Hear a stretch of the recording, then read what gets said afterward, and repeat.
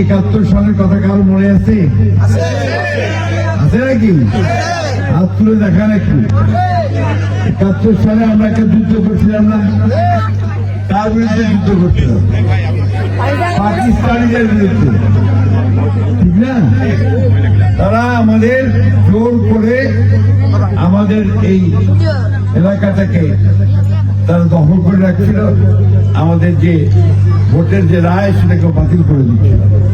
ফলে আমরা কিন্তু ওদের কথাটা শুনি নাই, এবং আমরা বলছি আমাদেরকে সবসময় ছোট করে দেখত, খাটো করে দেখত।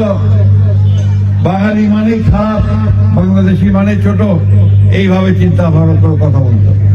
ফলে আমরা ঠিক করলাম যে আমরা ওদের সঙ্গে থাকবই না, থাকলে না গাল দিবে, একসাথে আমরা থাকবো না বলে আমরা বললাম। বড় করে ওরা কি করলো? যুদ্ধ করলো। ওরা আমাদের উপর গুলি চালালো, মারলো, অত্যাচার করলো, নির্যাতন করলো, মা বোনদের সম্মান পর্যন্ত নষ্ট করলো। কথাটা আমরা এলাও ভুলি নাই। জাতি ভাঙা ভুলে গেছেন নাকি? জানেন জাতি ভাঙা চিনেন?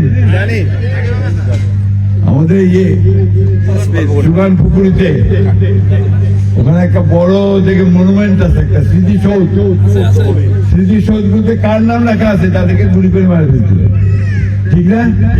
তো যারা গুলি করে মারা ফেলছিল ওরাই কিন্তু এখন এই দলটাতে আছে, এই দলটাতে ওরাই কিন্তু আছে। আমাদের কথা হচ্ছে যে আমরা হিন্দু, মুসলমান, বৌদ্ধ, খ্রিস্টান আমরা একসাথে এই দেশে বাস করি না? একসাথে বাস করি। মোদী সাহেব এই আপনার এখন কোরআন তেলাওয়াত হলো, আবার গীতা পাঠ হলো, এদিকে মসজিদ আছে, আবার দিকে ওদিকে মন্দির আছে। কোন সমস্যা হয় কি? আপনার যে একসাথে বসছেন কোন সমস্যা হয়েছে? আমরা একই বৃত্তের দুইটা ফুলের মতো। আমরা আমাদের ধর্ম পালন করি, আমাদের হিন্দু ভাইরা হিন্দু ভাইয়ের মধ্যে ধর্ম পালন করে, কোনো সমস্যা নেই।